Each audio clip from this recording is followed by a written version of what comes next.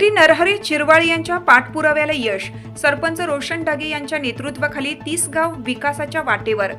दिंडोरी तालुक्यातील 30 गाव धरण 27 जुलै 2026 रोजी पूर्ण क्षमतेने भरल्याने ग्रामपंचायत 30 गावच्या वतीनं 29 जुलै 2026 रोजी जलपूजनाचा कार्यक्रम मोठ्या उत्साहात व भक्तिमय वातावरणात संपन्न झाला. यावेळी गावाच्या समृद्धीसाठी, शेतकऱ्यांच्या भरघोस उत्पन्नासाठी तसेच सर्वांच्या सुख समृद्धीसाठी प्रार्थना करण्यात आली. या प्रसंगी 30 गावचे सरपंच रोशन ढगे यांनी ग्रामस्थांना आनंदाची माहिती देताना सांगितलं की राज्याचे मंत्री नरहरी झिरवाळ यांच्या माध्यमातून गावाच्या सर्वांगीण विकासासाठी पाठवण्यात आलेल्या अनेक विकास कामांच्या प्रस्तावांना मंजुरी मिळाली असून ही कामे लवकरच प्रत्यक्षात सुरू होणार आहेत. यामध्ये गावातील विविध रस्त्यांचे काँक्रिटीकरण, भूमिगत गटार योजना, गावात सोलर स्ट्रीट लाईटची उभारणी, स्मशानभूमी परिसराचे काँक्रिटीकरण, वृक्षारोपण, बौद्ध विहारचा विकास तसेच विविध नागरी सुविधांचा समावेश असून या कामांमुळे 30 गावच्या विकासाला नवी दिशा मिळणार आहे. सरपंच रोशन ढगे यांनी पुढे सांगितलं की गावातील शेतकऱ्यांसाठी वीज हा अत्यंत महत्त्वाचा विषय असून या प्रश्नाच्या कायमस्वरूपी निराकरणासाठी सातत्याने पाठपुरावा सुरू आहे. गावठाण परिसरात उपलब्ध जागेवर भविष्यात सोलर ऊर्जा प्रकल्प उभारण्याचा ग्रामस्थांच्या सहकार्याने प्रयत्न झाल्यास गावातील विजेचा प्रश्न मोठ्या प्रमाणात सुटू शकतो असा विश्वास त्यांनी व्यक्त केला. ग्रामस्थांनी माझ्यावर ठेवलेला विश्वास आणि वेळोवेळी दिलेले सहकार्य हेच माझ्या कामाची प्रेरणा असल्याचे सांगत त्यांनी सर्व ग्रामस्थांचे मनापासून आभार मानले. यावेळी समाजसेवक नितीन भालेराव यांनी सांगितलं की मंत्री नरहरी झिरवाळ साहेबांच्या विशेष प्रयत्नामुळे 30 गावमध्ये सुमारे 12 ते 13 कोटी रुपयांच्या विकास कामांना गती मिळाली असून अनेक कामे पूर्ण झाली आहेत, तर उर्वरित कामे प्रगतीपथावर आहेत.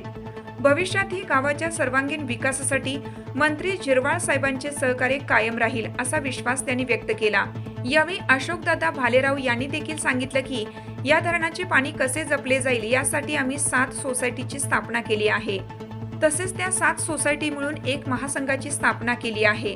तसेच हा भारतातील पहिला प्रकल्प आहे की 100% ड्रिपने आम्ही पाणी देत आहोत. तसेच या प्रकल्पात शासनाने आम्हाला अनुदान देखील दिले असल्याचे त्यांनी सांगितले. शैक्षणिक क्षेत्रालाही प्रोत्साहन देत ग्रामपंचायत 30 गावच्या माध्यमातून जनता विद्यालयातील विद्यार्थ्यांना क्रीडा साहित्याचे वाटप करण्यात आले. ग्रामीण भागातील विद्यार्थ्यांमध्ये क्रीडा संस्कृती वाढावी, गुणवंत खेळाडूंना प्रोत्साहन मिळावे आणि त्यांच्यातील सुप्त गुणांना वाव मिळावा हा या उपक्रमामागील मुख्य उद्देश असल्याचे ग्रामपंचायतीने स्पष्ट केलं. सरपंच रोशन ढगे यांच्या नेतृत्वाखाली ग्रामपंचायत 30 गाव विकासाभिमुख कामांवर सातत्याने भर देत असून मूलभूत सुविधा अधिक सक्षम करण्याबरोबरच सामाजिक, शैक्षणिक आणि पर्यावरणपूरक उपक्रमही राबवले जात आहेत.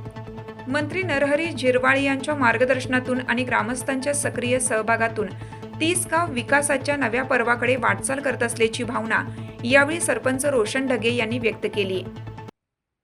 महंत राकेशगिरी महाराज यांच्या हस्ते कालच आपण 30 गाव धरण पूर्ण क्षमतेने भरले, त्याचे आपण जलपूजन केले व सर्व ग्रामस्थ उपस्थित होते.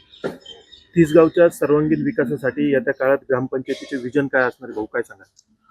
आम्ही ग्रामपंचायतीच्या मार्फत माननीय झिरवाळ साहेबांच्या माध्यमातून भरपूर विकास कामांचे प्रस्ताव दिलेले होते. त्यातून प्रामुख्याने गावांतर्गत रस्ते, भूमिगत गटारी, त्यानंतर सोलरच्या स्ट्रीट लाईट असे बरेच विकास कामे आम्ही आता मंजूर केलेले आहेत. तसंच एक बौद्ध विहाराचा पण प्रस्ताव दिलेला आहे, तो पण लवकरच मार्गी लागत आहे. विकास कामांमध्ये ग्रामस्थांचा सहभाग किती महत्त्वाचा वाटतो? खूप महत्त्वाचा वाटतो. सर्व सहकारी, सर्व ग्रामस्थ नेहमी माझ्यासोबत आहे.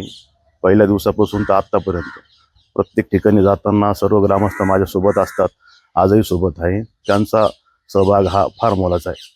ग्रामपंचायतीमार्फत मंजूर झालेल्या विकास कामांपैकी कोणत्या विकास कामांना प्राधान्यक्रम असणार आहे? सर्वच कामं तसे माझ्यासाठी प्रामुख्याने आहेत. त्याच्यात भूमिगत गटारी फार महत्त्वाच्या आहेत. पाण्याचा प्रस्ताव लोकांचा खूप वेळ आलेला होता, तोही महत्त्वाचा आहे. आपण गावात सर्व गावासाठी आपण नवीन नळ कनेक्शन देत आहोत, नवीन वितरित पाईपलाईन करत आहोत. रस्त्यांच्या प्रामुख्याने कामात सर्व आपण कामं एवढ्या 15 दिवसात 20 दिवसात आपण नवीन उद्घाटन करून करण्याच्या विचारात आहोत. ही विकास कामे कोणत्या कालावधीत पूर्ण करण्याचे नियोजन आहे? येत्या 3 महिन्यात ते 4 महिन्यात आम्ही हे पूर्ण कामं करण्याच्या विचारात आहोत. नुकतंच आपण जनता विद्यालयाला क्रीडा साहित्य दिले आहे. हो, आम्ही विद्यार्थ्यांसाठी कोणते अनोखे अजून उपक्रम आपण राबवणार आहोत? आम्ही तिथं आता मुलांसाठी एक ग्रीन जिमचा पण नवीन प्लॅन करत आहोत आणि शाळेसाठी आपण नवीन त्यांना स्पोर्टचं साहित्य दिलेलं आहे. त्यांना जे ज्या गोष्टी अवेलेबल होता गरजेच्या होत्या ते सर्व आपण अवेलेबल करून दिलेले आहेत. शेतकऱ्यांसाठी विजेचा प्रश्न महत्त्वाचा आहे. आपण पाठपुरावा करून विजेचा पण आपण प्रश्न मार्गी लावत आहोत. आपल्याकडे गावठाणामध्ये जागा भरपूर आहे. तर गावठाणात जर सोलरचा विचार जर ग्रामस्थांच्या वतीने जर झाला तर गावाचा कायमचा आपला विजेचा प्रश्न हा मार्गी लागू शकतो. टिपीचा प्रश्न आहे.